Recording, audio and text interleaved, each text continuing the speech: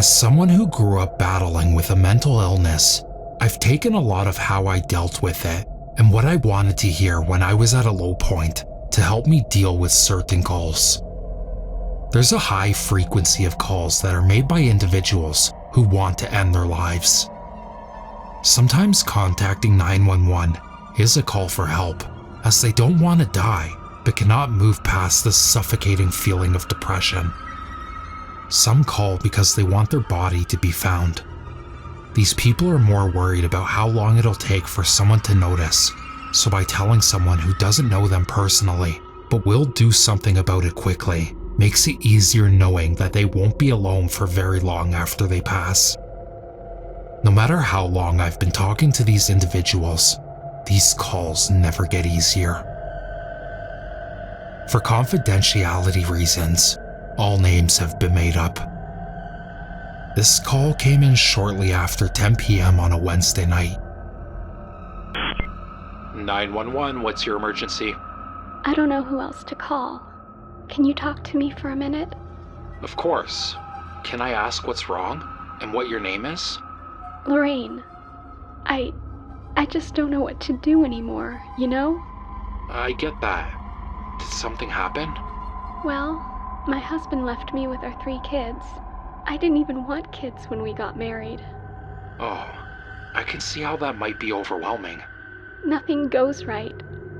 I lost my job this morning because I was hungover at work. They don't understand what I go through every day. Close your eyes, darling. I can't imagine what you go through every day. I think about killing myself a lot, especially lately. It's not fair to the girls. They aren't old enough to understand that Mom is hurt and wants to go. Look, it's normal to feel that way, especially given the circumstances you're in. But these bad things don't last forever. I don't know how to give them the life that they deserve. They deserve a mom who wants them and can take care of them. A life they deserve is a life with a mother who loves them. You love them, don't you? No child will ever stop loving a mother who tries their best and gives them the love they need. But I can't love them. They look just like their father. I can't even look at them anymore. They remind me of him, and it makes me sick to my stomach. Where are you right now? I can send an officer and they can help you. Look, you don't have to go through this alone. I was out for a drive and I stopped at Jane Street at the intersection. The girls are asleep in the car. I can't be the mom that they need me to be. Look, I know, but there are other options than suicide, and an officer can help you find those options. You don't understand. No one does, and no one ever will. I do understand, Lorraine, but I don't want you to die. You don't have to die because of things that go wrong. Yes, I do. You think you know everything. You think you can save me? You can't save everyone, and I'm going to be proof of that. Just talk to me and think about this, okay? It's just you and I right now, so let's talk. Why do I even try? I can hear it coming, you know. It's getting close. I'm sorry, but I can't do this anymore. It's too hard. Lorraine, please, think about your girls for a minute. They can't live without their mom or dad. They need you now, more than ever. Your life is worth living. It always has been, and always will be. Mama loves you, sweetheart. All of you. Go to sleep. Listen to me. Police are almost there. Just wait a while longer, and they can help you. Please, don't do this. You make sure my girls come to a good home. You hear me?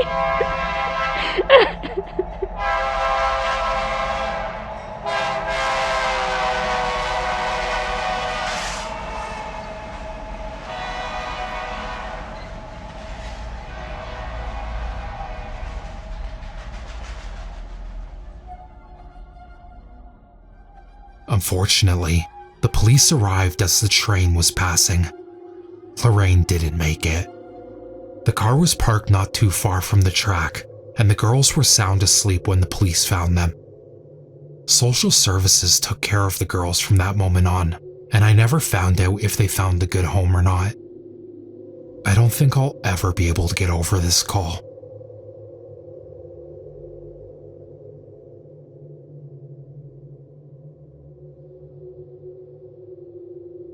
Sometimes calls stick with me, not because of what actually happened, but what could have happened, or what I thought was happening at the time. Trying to resolve or help a situation over the phone can make my job increasingly difficult since I cannot see what the caller is doing or seeing for themselves. I'm only seeing things from the perspective of my caller, so as someone with a wild imagination, I always get tossed into these what-ifs when I answer my calls. This call came in around 10 p.m. on a Friday night. 911, what's your emergency? They're after me. I need your help. Ma'am, what is your location? I don't actually know. I came to visit my friends, but these aren't my friends. Their faces. Okay. Can you tell me your name and what happened? Who is after you? My friends. But they aren't actually my friends. They keep telling me, Caroline, stop. Caroline, it's not real. But I know it's real. It's all real. Okay, so your name's Caroline. Are you intoxicated? Or have you taken any drugs or medications tonight? I think they found me. They're monsters. She's not safe. Who isn't safe? The baby. But it's okay, because I can save her from them. The baby? What baby? I can save her from them.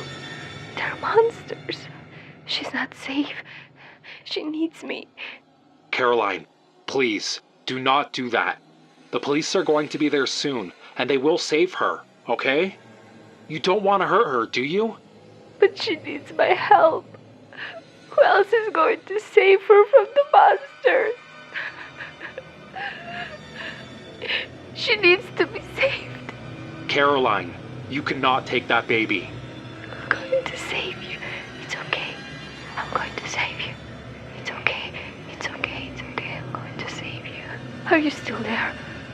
Yes, I am, Caroline. Did you take the baby? Yes. She's safe now. No! You stay away! Tell them to stay away from me! Caroline, please, listen to me. The police won't hurt you. They will take care of you and make sure you and the baby are safe, okay? No, they won't. I can see how evil they are, just like my friends. Look, I know you think you're saving the baby, but I can promise you that she will be safer with the police than she will be with you.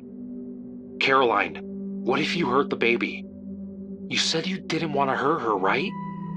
Give her to the police. Everything will be okay. I can't. She's not. Stay away from me!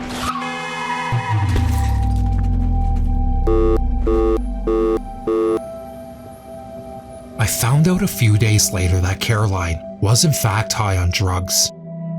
She had hallucinated the baby entirely and was merely holding a purse in her jacket like it was a baby. Her friends who were on the scene at the time explained to the police that she left with a guy from the bar and that she took some drugs before returning back to them.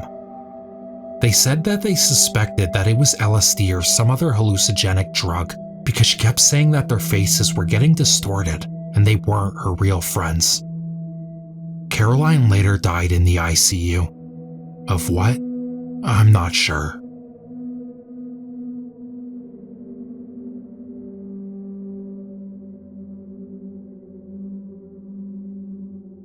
We've all heard about nightmare roommates. Hell, some of us have probably lived through them or are currently living with one. I personally cannot say that I've ever had the pleasure of such a terrible roommate, but I can only imagine how awful it can truly be. This call came in somewhere in the late evening. 911, what's your emergency? My dog, my roommate's a fucking psycho! Can you give me your name and address? Taylor Court, it's 84 Crossroad Drive, apartment 4. Okay. Can you tell me what's going on? He killed my fucking dog! He stabbed him! Okay, police are on their way. Where are you right now? I locked myself in my bedroom, but I think he's gonna break down the door. Is he gonna kill me too? No, Taylor. Listen, we're gonna try our best for that not to happen, okay? Is there any way out of your apartment to get away from him? Like through a window or anything along those lines? No. Taylor, is there anything you can use to defend yourself in case he gets into your room? I'm talking about something that can be used as a weapon. Anything will do. Police will be there shortly. I only have my makeup and my hair stuff in here. I have my textbooks. Okay, do you have a hair straightener or a curler in your room? I do. Oh, I'll plug it in. If he breaks through that door, don't hesitate, okay? Why did he kill your dog? He's crazy. I don't know. He asked me out the other day and I said no, so he killed my baby. The cops are on their way. You stupid fucking bitch. You wanna hurt me like that? Please, stop. Please, I'm sorry. Taylor, are you okay? They shot him. According to police, the statement they received from Taylor was that she came home from work expecting to be greeted by her dog, but he was still laying on the couch, unfazed by her coming home. As she got closer to the couch, she realized that the couch was full of blood and that her dog had been stabbed multiple times. When she started to cry, her roommate came out of his room with bloody clothes, and she ran to her room, calling me immediately. Once the police arrived on scene, they noticed that he was wielding a bloody knife and was preparing to use it on Taylor. He barely showed any response to the police arriving and lunged towards Taylor with the knife, only to be shot in the process. He was transported to the hospital where he was treated for a burn on his left arm by Taylor, as well as a non-life-threatening gunshot wound. The scariest part about this call is not what happened, but what could have happened, as this man had a bad reputation for being in and out of jail for assault. Taylor had met him online after he responded to her ad and met him for the first time upon him moving into her apartment. She only lived with him for 2 weeks before he killed her dog and tried to assault her.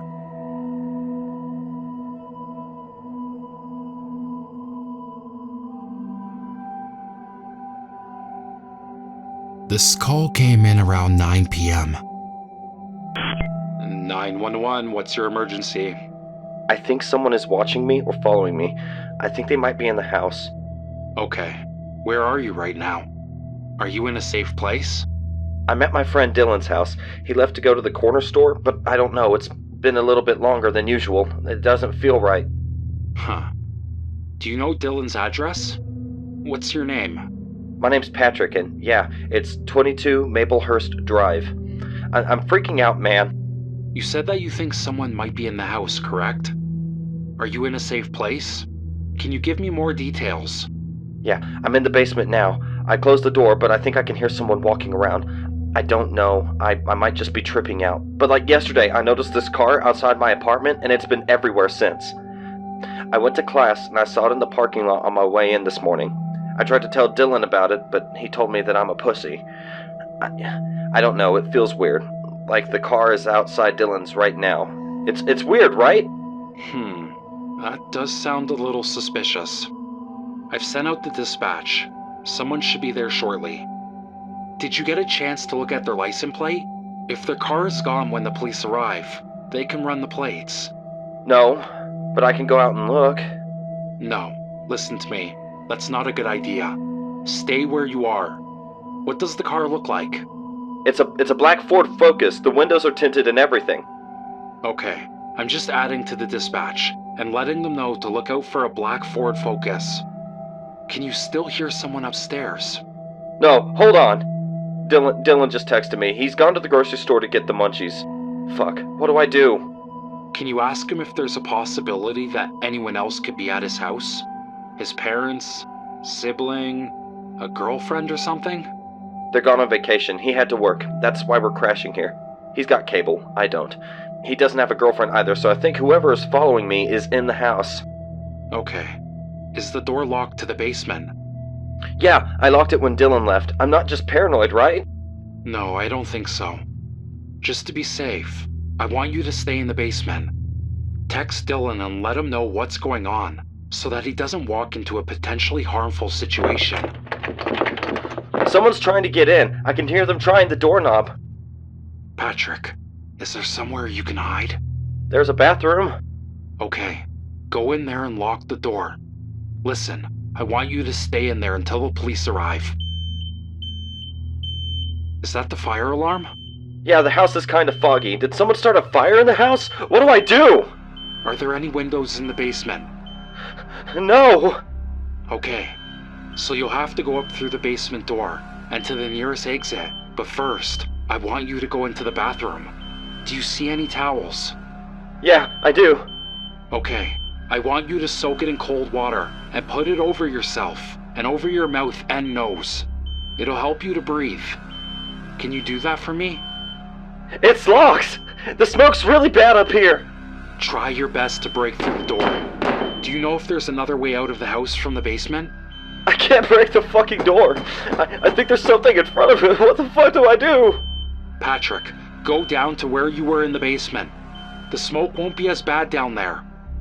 Do you know if there's any other way out of the house, or any way upstairs? No, there's no way out of here. There's a laundry chute. But I don't know if I'll be able to fit through the hole. I want you to try to squeeze through it, unless you think you'll get stuck. Listen, we're gonna get you out this house, okay? Okay, I found something to stand on.